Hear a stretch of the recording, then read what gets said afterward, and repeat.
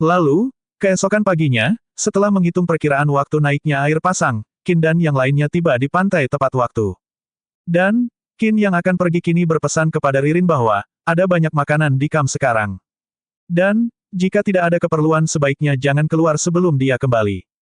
Tanggapan Ririn ialah menyuruh Qin agar tenang, karena dia pasti bisa jaga diri baik-baik. Dan berpesan kepada Qin dan Jessica untuk harus lebih berhati-hati selama perjalanan. Dan tak lupa Qin juga berpesan kepada si Dodol agar dia harus menjaga Ririn dengan baik. Dodol pun menyetujui hal tersebut, dan di saat perahu tengah berlayar, kini dihadapkan dengan Qin yang tak lupa berkata kepada Ririn bahwa dia ingin berangkat dan berpesan bahwa Qin dan Jessica akan segera kembali. Lalu, dengan perasaan penuh antusias Ririn pun bergumam bahwa, meskipun dia tahu mereka membiarkannya tinggal di kamp demi kebaikannya, tetapi tetap saja dia merasa sedikit kecewa. Tak lupa dia menyemangati dirinya dikala ditinggal oleh mereka. Dan berpikir bahwa, menjaga kamp dengan baik adalah bantuan yang terbaik untuk Qin dan yang lainnya. Dan, sepulangnya nanti, dia berinisiatif akan membuat toples-toples, dan menurutnya itu adalah satu dari sedikit hal yang bisa dilakukan. Dan Jessica yang tengah berada di tengah kapal pun kini mengatakan bahwa, angin laut ini sungguh membuat nyaman, dan bertanya kepada Qin bahwa, bagaimanakah perasaan Qin akan berlayar di laut, apakah rasanya sangat puas. Dengan sebuah tawa dan penjelasan Qin mengungkapkan bahwa, dia merasa pusing dan muntah saja sudah lumayan, dan dia hanya khawatir kapal ini akan terbalik kalau disapu ombak besar. Dan Jessica yang mendengarkan itu kini menyuruh Qin agar berdoalah pada Poseidon, dan menjelaskan bahwa, dia akan melindungi Qin. Dan di tengah perbincangan mereka kini sebuah pertanyaan muncul yang menanyakan tentang keadaan Hanik. Lalu, sembari melihat ke depan Hanik pun mengungkapkan bahwa, sejak datang ke pulau tak berpenghuni ini, karena tekanan untuk bertahan hidup, kami juga telah menguasai keterampilan melaut dan berlayar, dan ini sudah lama menjadi bagian dari kehidupan harian kami. Lalu, dalam penjelasan itu, Hanik pun bergumam bahwa, teman-teman, Nick akan kembali dengan membawa sang penyihir. Lalu, kini cerita berpindah dengan Qin yang mengatakan bahwa, sepertinya kita sedang berlayar menuju laut lepas. Jessica pun membenarkan itu, dan menjelaskan bahwa, kita harus menghindari air surut di pantai.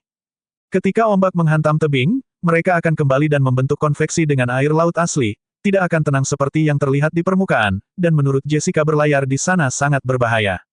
Dan dari penjelasan itu, Qin pun bergumam bahwa, Jessica memang bisa diandalkan.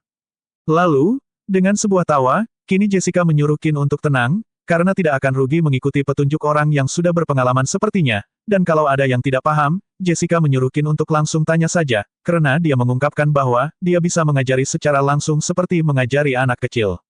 Sontak Qin yang mendengar hal itu hanya bisa berkata bahwa, meskipun pemilihan katanya agak aneh, tapi dia tidak bisa membantah.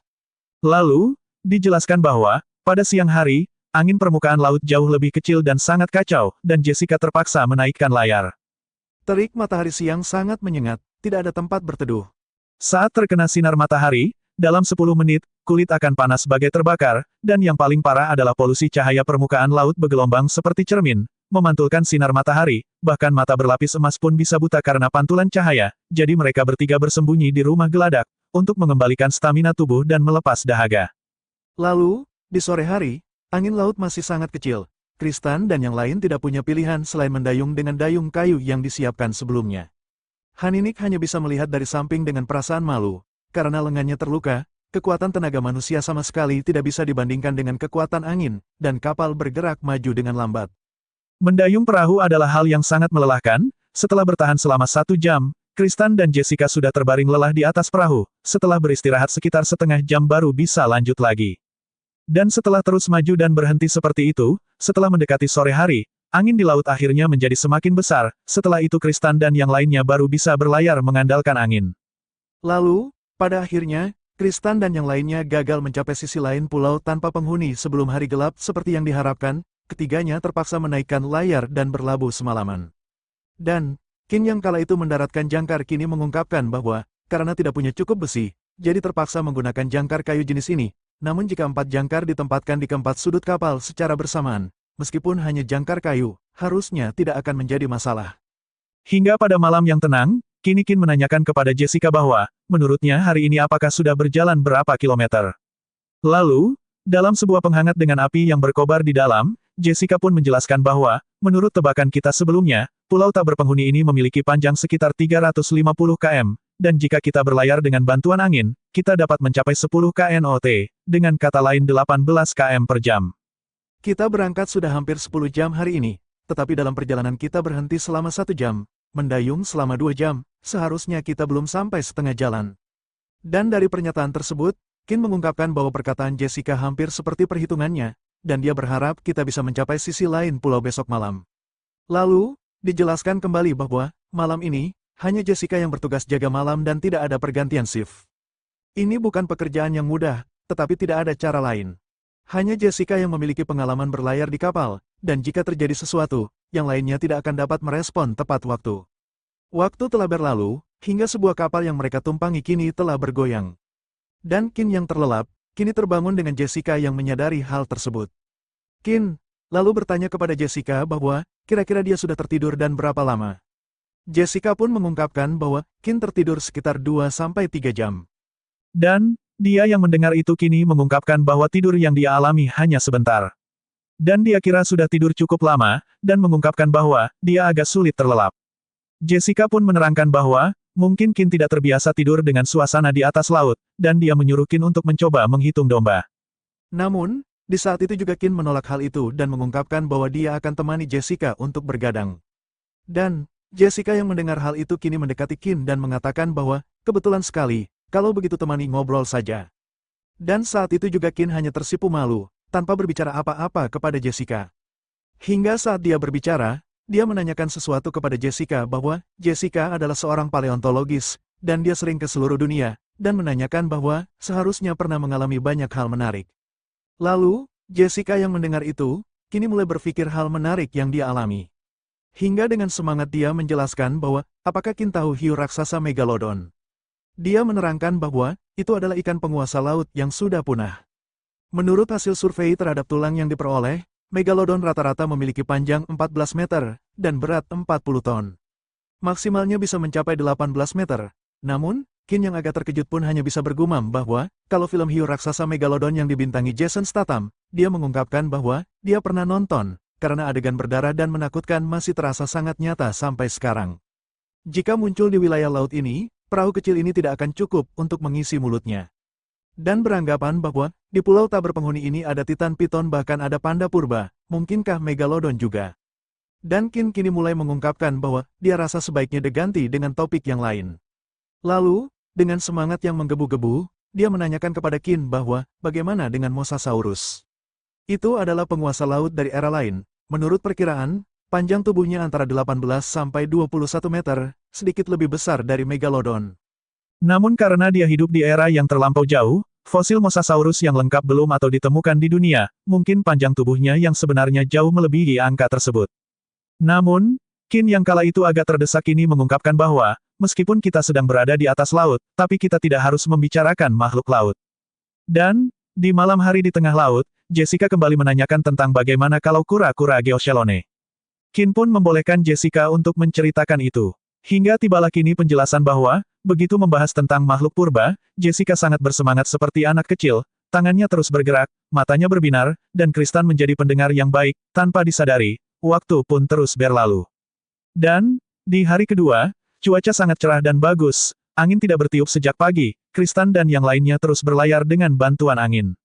Ketika matahari mulai mengarah ke barat, hingga tiba kini sebuah teleskop yang memperlihatkan sebuah pantai.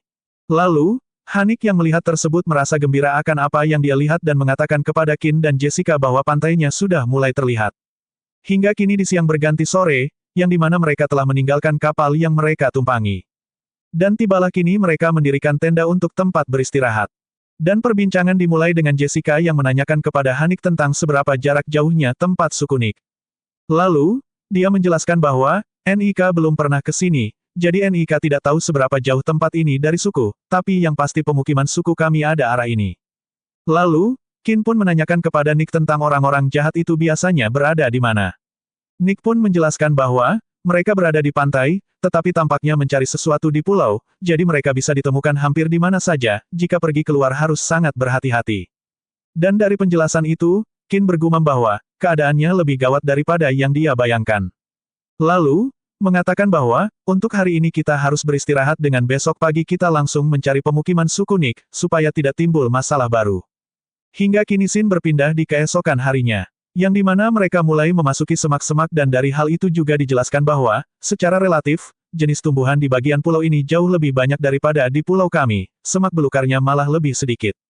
Hingga dalam proses mencari suku Nick, kini dihadapkan dengan Nick yang gembira dan mengatakan bahwa, tempatnya sudah ketemu, dia juga menjelaskan bahwa, dia pernah ke daerah ini, dan mengungkapkan bahwa, Nick telah menemukan jalan kembali.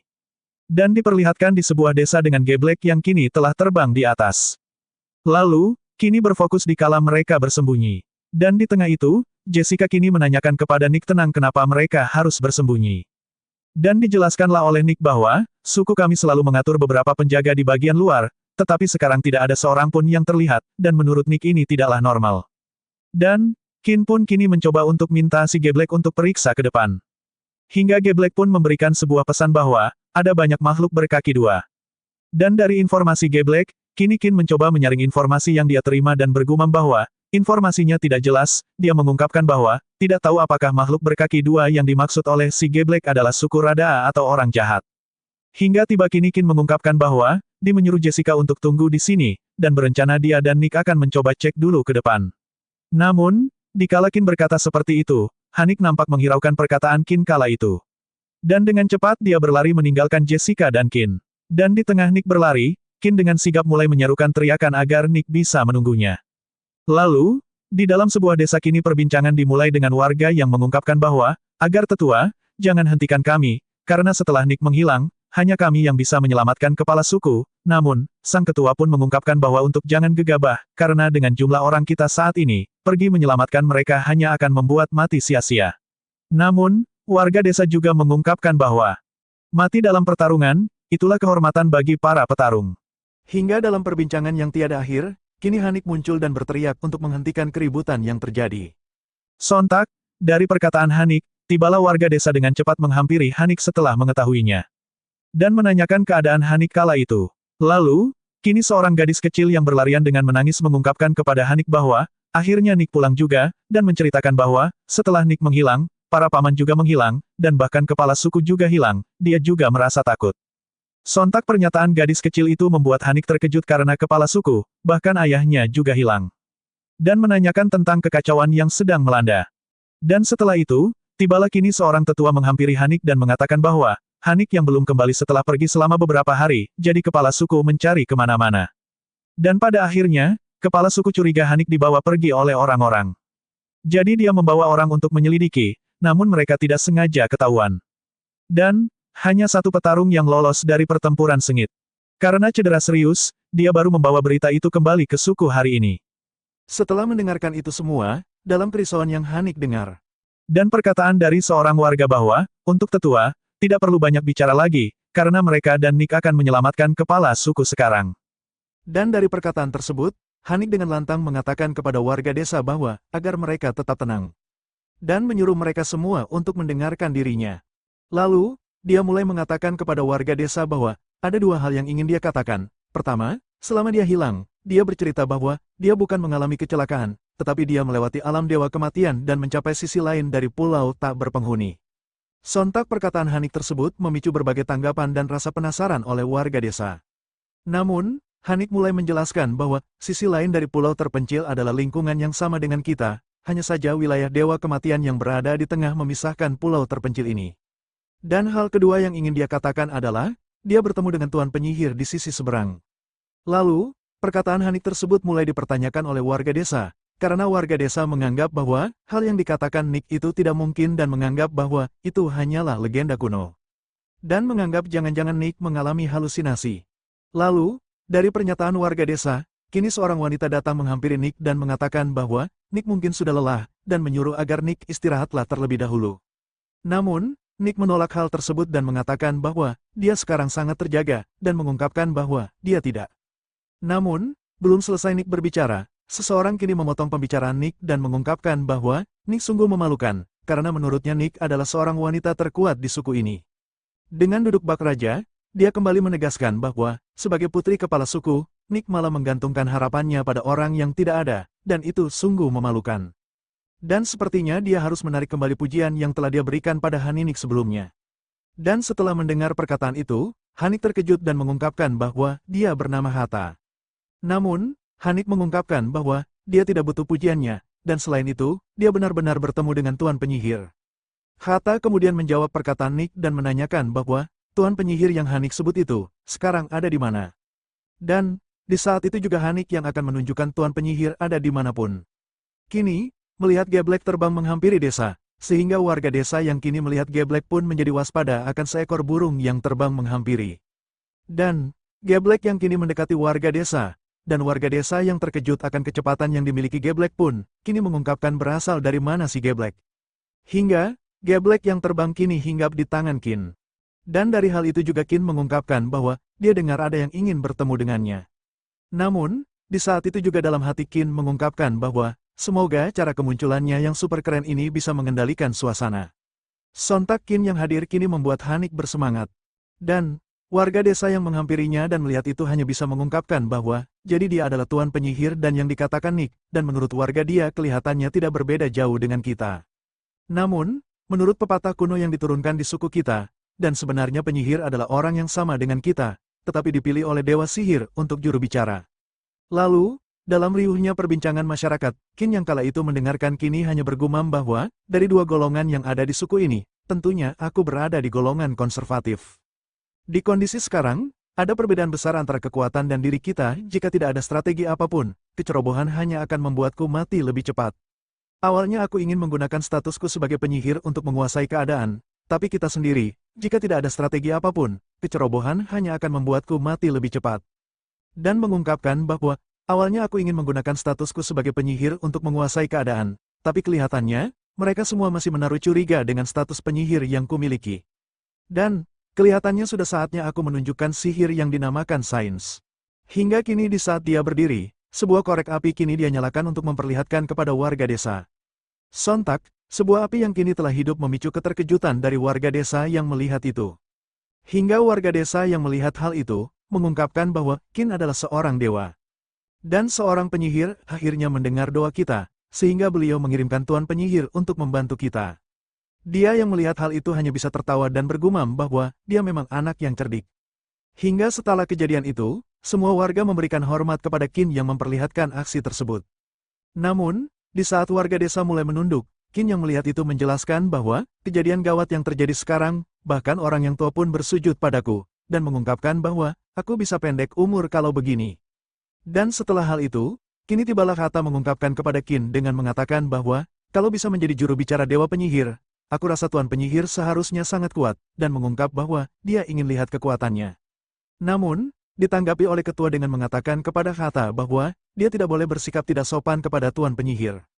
Dan, tak luput Hanik juga membela Qin dengan mengatakan bahwa Tuan Penyihir sangat kuat, dia menaklukkan binatang buas yang besar, menangkap burung besar, bahkan mengalahkan ular piton seukuran raksasa. Dia sendiri saja sudah bisa menghabisi semua orang di suku kita. Namun, dikala Nick mengatakan itu, dengan perasaan canggung, Qin bergumam agar Nick menghentikan pembicaraannya, karena Hata jelas terlihat kejam. Lalu, dengan nada merendahkan Hata mengatakan kepada Qin bahwa, kalau begitu, kekuatannya semakin pantas untuk ditunjukkan. Sontak perkataan Hata barusan, kini memicu semangat Qin agar dirinya tidak boleh takut lagi. Hingga sesaat setelah Hata berkata seperti itu, kini Qin dengan sebuah talennya kini menghampiri Hata. Dan sebuah ekspresi tak terduga kini diperlihatkan Hata. Dan warga desa yang melihat itu hanya bisa tercengang akan aksi yang ditunjukkan. Dan di saat sebuah telunjuk memegang dahi Hata, dia juga bergumam bahwa dia bahkan tidak bisa melihat gerakannya dengan jelas. Hingga tibalah, kini Qin mengatakan bahwa dia hanya menggunakan kekuatan dua jari. Jika Hata bisa berdiri, maka Qin akan menerima tantangannya.